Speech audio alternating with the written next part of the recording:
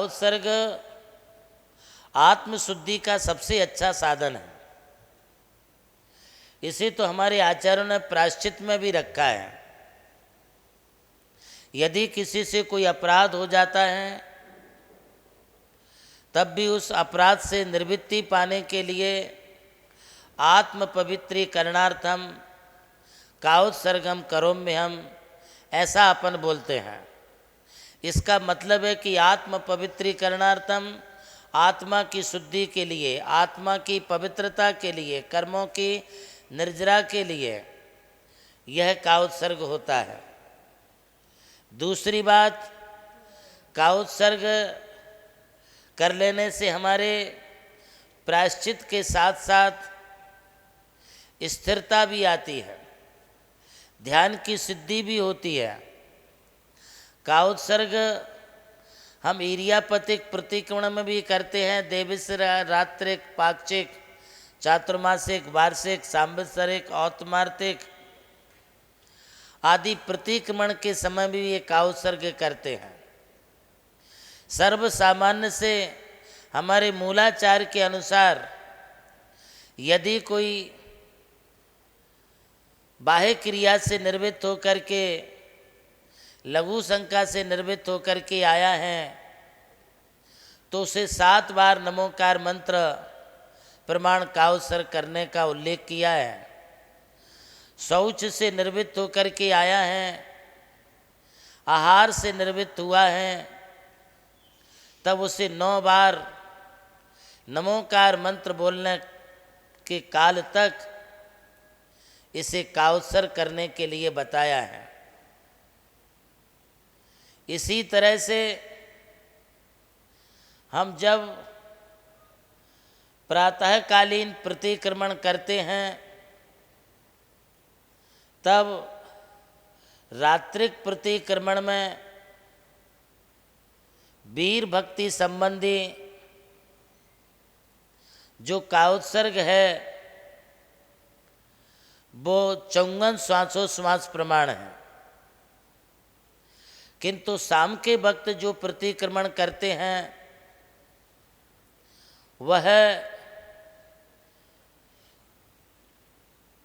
108 बार श्वासोश्वास प्रमाण कायोत्सर्ग होता है।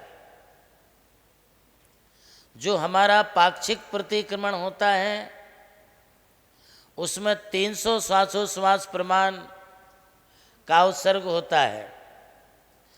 जो वार्षिक प्रतिक्रमण किया जाता है उसमें 400 बार, 500 बार श्वासोश्वास पूर्वक कायोत्सर्ग होता है।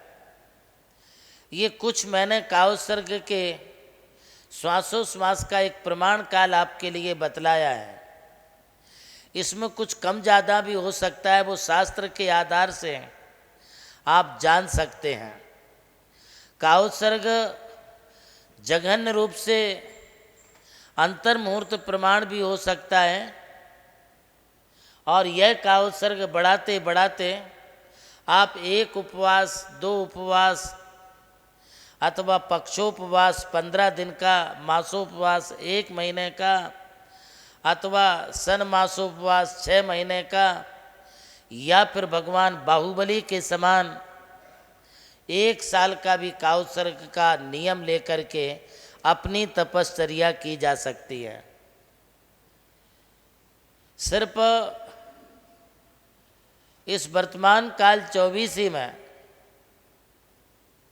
भगवान बाहुबली का एक ऐसा उदाहरण मिलता है कि जिन्होंने 1 साल का कायोत्सर्ग किया, एक ही स्थान पर वो खड़े रहे, हिले नहीं, डुले नहीं। इतनी स्थिरता उन्होंने बना ली कि उनके पाँवों में सांपों ने बामियाँ बना ली, गले में पक्षियों ने घोंसले बना लिए, बेलें उनके तन पर चढ़ गई, अनेक जीव जंतु उनके शरीर पर चलने लगे, सांप उनके शरीर पर, पाँव पर लिपट गए। इत्यादि अनेक प्रकार की वहाँ पर प्रक्रिया हुई, किंतु वे अपने काव सर्ग से किंचित मात्र भी डिगे नहीं। जब उन्होंने दीक्षा ली, दीक्षा लेने के बाद जब तक उनको केवल ज्ञान प्राप्त नहीं हो गया, तब तक वे एक आसन से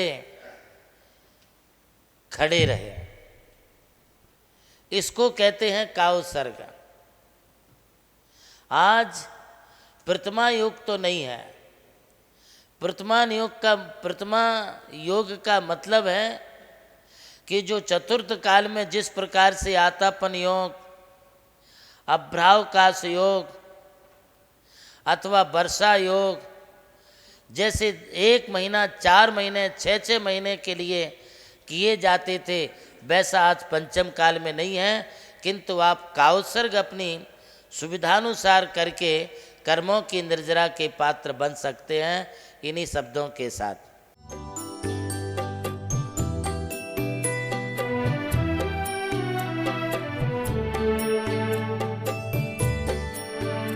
जैन धर्म केवल धर्म नहीं, जन जन का धम है।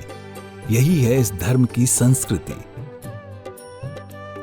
सन 2010 चातुर्मास के दौरान मांगी तुंगी और गजपंथा की तीर्थ यात्रा के बाद एक रात्रि गजपंथा की पहाड़ियों पर विश्राम करते समय आचार्य श्री देवनंदी जी महाराज को एक दिव्य स्वप्न प्राप्त हुआ। स्वप्न में उन्होंने देखा कि एक ऐसा तीर्थ जिसकी कोई कल्पना भी नहीं कर सका था, एक ऐसा स्थान जहां पंच परमेष्ठियों की भव्य मूर्तियां हों, एक ऐसा समवशरण जो समर्पित हो जैन धर्म की शाश्वत परंपरा को। उस दिव्य संकेत को जीवन में उतारने के लिए आचार्य श्री कुंथलगिरी की ओर विहार पर निकल पड़े। वहां एक श्रद्धालु ने अपनी भूमि पूज्य गुरुदेव को समर्पित की और यहीं से आरंभ हुई मुंबई आगरा हाईवे NH3 स्थित णमोकार तीर्थ के निर्माण की महायात्रा। ये वही भूमि है जिसे राम टेकड़ी कहा जाता है, जहां भगवान रामचंद्र जी ने 12 लाख वर्ष पूर्व तपस्या की थी। आज यही भूमि बन रही है जैन संस्कृति का जीवंत प्रतीक णमोकार महातीर्थ। यहां बन रही है 51 फीट ऊंची अरिहंत परमेष्ठी की मूर्ति, चारों दिशाओं में 31 फुट ऊंची अन्य परमेष्ठियों की मूर्तियां। कुल मिलाकर एक अद्वितीय समवशरण की रचना है, जिसका वर्णन Guinness book of world record में दर्ज हो चुका है।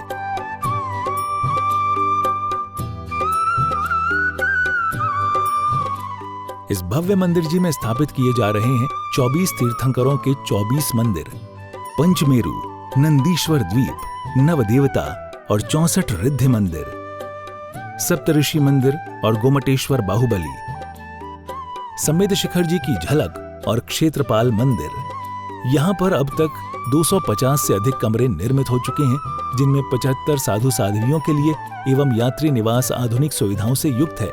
AC रूम, भोजनशाला, कैंटीन और विशाल गुरु मंदिर।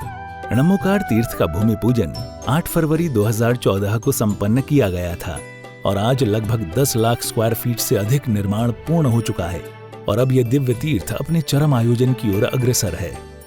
2026 में जिन शासन के वरिष्ठतम आचार्य परम पूज्य साधना सम्राट गणाधिपति गणधराचार्य श्री कुंथुसागर जी महाराज के सानिध्य में एवं परम पूज्य प्रज्ञा श्रवण सारस्वताचार्य श्री देवनंदी जी महाराज की प्रेरणा एवं निर्देशन में 400 से अधिक साधुओं की उपस्थिति में आगामी 6 से 13 फरवरी 2026 में णमोकार तीर्थ का भव्यातिभव्य अंतर्राष्ट्रीय पंच कल्याणक प्रतिष्ठा एवं महामस्तकाभिषेक महोत्सव का आयोजन होने जा रहा है।